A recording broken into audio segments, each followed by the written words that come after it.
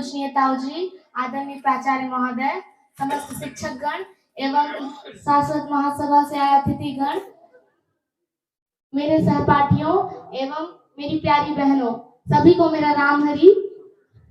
मैं बहुत ही खुश हूँ कि मुझे लगातार 3 बार भगवत गीता के श्लोकों पर अपना विचार प्रकट करने का मौका मिला। आचार्य जी को मैं पुनः धन्यवाद देती हूँ कि उन्होंने मुझे ये मौका दिया। मैंने 3 श्लोक चुने हैं, जिनमें से प्रथम श्लोक इस प्रकार है, वेद विनाशिनम नित्यम य एन मजम व्ययम कथम स पुरुष पार्थ कम घात्यति हंतिकम। अर्थात हे पार्थ, जो व्यक्ति यह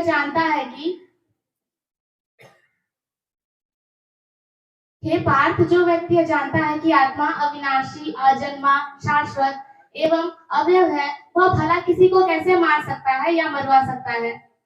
जिसका तात्पर्य यह है कि प्रत्येक वस्तु की अपनी समुचित उपयोगिता होती है।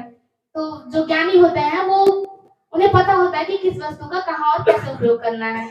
तो ठीक इसी प्रकार हिंसा है, तो जिसका उपयोग उसे जानने वाले पर निर्भर करता है कि उसको कहाँ कैसे उसका उपयोग करना है।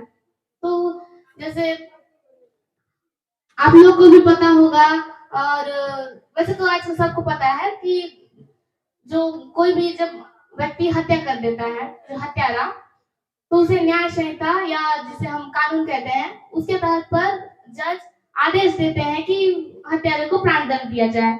तो क्या कभी जो दंड मिल रहा है हत्यारे को, उस मतलब जज दिलवा रहा है, तो जज को कभी वो सजा मिली है क्या?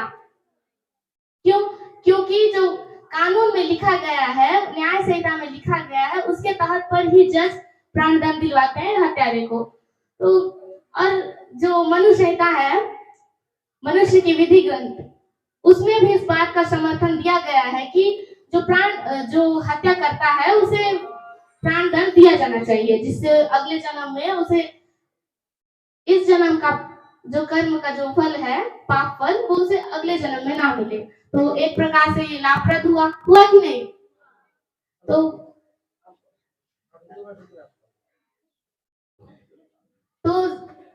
श्री कृष्ण जी जब कुरुक्षेत्र के मैदान में युद्ध करने के लिए अर्जुन को बोल रहे हैं कि हे पार्थ, जो ये युद्ध हो रहा है वो हिंसा के लिए नहीं हो रहा है, परंतु वो परम न्याय के लिए हो रहा है। तो इसीलिए जो युद्ध हो रहा है वो पूरे ज्ञान के साथ हो रहा है। तो अतः जो जिस प्रकार जज को उसकी सजा नहीं मिलती क्योंकि वह न्याय संहिता के अनुसार हो रहा है, उसी प्रकार अर्जुन को भी पाप फल की संभावना नहीं है। तो मेरा दूसरा श्लोक इस प्रकार है, जातस्य हि मृत्यु ध्रुवम जन्म मृतस्य च तस्माद् परिहार्य अर्थे न त्वं शोचितुमर्हसि। अर्थात जिसने जन्म लिया है उसका मृत्यु निश्चित है एवं मृत्यु के पश्चात पुनर्जन्म निश्चित है। तो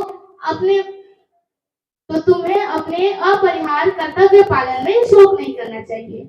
जिसका तात्पर्य यह है कि जो व्यक्ति होता है, मनुष्य, वो अपने कर्म के आधार पर जन्म लेता है और एक कार्य अवधि के बाद वो मृत्यु को प्राप्त कर लेता है, मरता है और जिससे वो पुनर्जन्म ले सके। तो आप लोगों ने भी सुना ही होगा ना, आपके दादा परदादा कोई बोलते हैं, जैसे किसी का देहांत हो तो कोई नया बच्चा है तो हाँ ये उसका जन्म है, उसका जन्म है, तो पुनर्जन्म होता है। तो जो ये मृत्यु, जन्म और पुनर्जन्म, मृत्यु और पुनर्जन्म का जो चक्र है वो बिना मुक्ति प्राप्त किए चलता रहता है। तो इस बीच में जो अर्जुन होते हैं वो इस बात से भयभीत रहते हैं कि अपने कर्तव्य पालन और अपने स्वजनों के बीच में किसे चुने, क्योंकि यदि वो अपने कर्तव्य को करे तो अपने स्वजनों की मृत्यु को नहीं रोक सकता, और यदि वो स्वजनों की मृत्यु को रोकने के बारे में सोचे तो वह अपने कर्तव्य पालन को पूरा नहीं कर सकता। तो इन दोनों बीच से, और यदि वो दोनों में से किसी अनुचित पद को चुने तो वो उसे तो नीचे गिरना है। जैसे कि मान लीजिए कोई इंस्पेक्टर है पुलिस, और उसका जैसे भाई चोर है, ठीक है।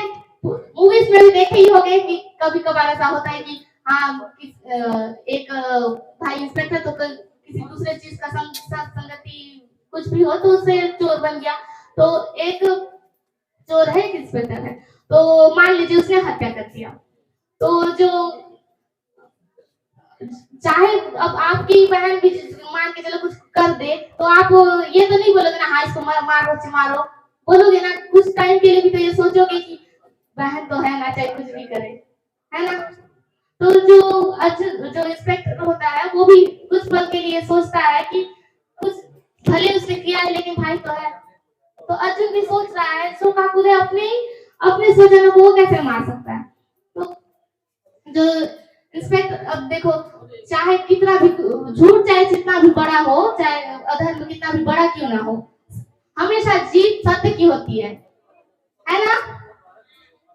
सत्य की जीत होती है। तो जो इंस्पेक्टर भी इस बात को अंत में समझ लेता है कि उसके भाई ने हत्या की है तो उसे भी सजा मिलनी ही चाहिए, तो वो अंत में उसे सजा दिलवाता है। तो श्री कृष्ण जी भी यही कह रहे हैं कि ये उनके ये जो जन्म मृत्यु और पुनर्जन्म का जो चक्र है बिना मुक्ति के जो चल रहा है और जो आज हो रहा है वो उनके ही कर्मों का फल है। तो तुम्हें अपने इन कर्तव्य के बीच में शोक नहीं मनाना चाहिए। मेरा तीसरा श्लोक है यो मां पश्यति सर्वत्र सर्वच मपि पश्यति तस्याहं न प्रणश्यामि स च मे न प्रणश्यति। अर्थात जो सर्वत्र मुझे देखता है, सब कुछ मुझ में देखता है, उसके लिए ना तो मैं कभी उजड़ हुआ हूँ और ना ही वो मेरे लिए कभी उजड़ होता है। जिसका तात्पर्य यह है कि कृष्ण भावना में भावित व्यक्ति सर्वत्र सभी जगह पर कृष्ण को देखता है और सभी चीजों को मतलब कृष्ण में ही सब कुछ को देखता है। जो कृष्ण भावना भावित व्यक्ति होता है वो चाहे वो प्रकृति के पृथक पृथक चीजों को देखता हुआ प्रतीत क्यों ना हो, किंतु वो यही समझता है कि सभी चीज कृष्ण से ही उसका अस्तित्व है, सभी चीज उसी से अभिव्यक्त है। तो कृष्ण सर्वेश्वर है जो आत्म साक्षात्कार से भी जो ऊपर कृष्ण भावनामृत होता है। जब इस स्थिति में भगवान और कृष्ण के बीच एक अंतरंग संबंध बन जाता है जिससे भक्त कृष्ण प्रेम को पाकर पूरित होता है। तो जो कृष्ण में तादात्म्य होते हैं, जो कृष्ण में लीन रहते हैं, तो उनके लिए आत्मविनाश है क्योंकि वो सब कुछ कृष्ण को समर्पित कर देते हैं, तो आत्मविनाश है। तो इसके साथ मैं गीता का मतलब अपना अनुभव बताऊंगी। तो जिस दिन से मैंने जो भगवत गीता को पढ़ते हैं तो मतलब हम लोग जब शिशु मंदिर में पढ़ते थे तो मतलब ये हम लोग सदाचार पढ़ते थे कि महाभारत और रामायण हम लोग पढ़े। तो कभी ये भी मतलब कभी कभार होता था कुछ चीज तो बता देते भगवत गीता के बारे में, तो मन करता था कि हम लोग भी पढ़े। तो कुछ कक्षाओं में आप लोगों ने भी पढ़ा होगा कुछ है ना संस्कृत के श्लोकों में। तो जब इस बार कार्यक्रम के माध्यम से मुझे गीता पढ़ने का जो मौका मिला तो मैं पढ़ी, तो बहुत ही मतलब अलग सा अनुभव हुआ कि हाँ मतलब बोलते हैं ना कि कुछ चीज को एकदम कृष्ण के प्रति एक अलग सा भाव उत्पन्न हुआ जो शब्दों में नहीं बताया जा सकता। सही है। तो एक अलग ही भाव उत्पन्न हुआ कि हाँ आप तो किस प्रकार मीरा कृष्ण के प्रेम में दीवानी हो गई। आप भी अगर पढ़ेंगे और उस चीज को ध्यान से समझेंगे तो आप में भी ये चीज जरूर उत्पन्न होगा।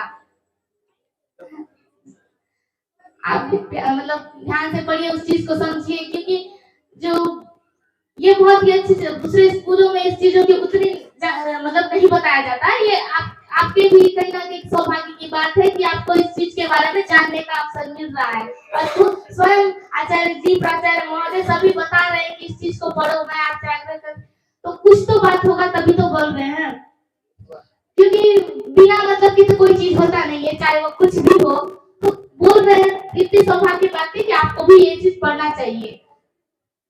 मैंने पढ़ा तो मैं तो बहुत खुश हूँ, तो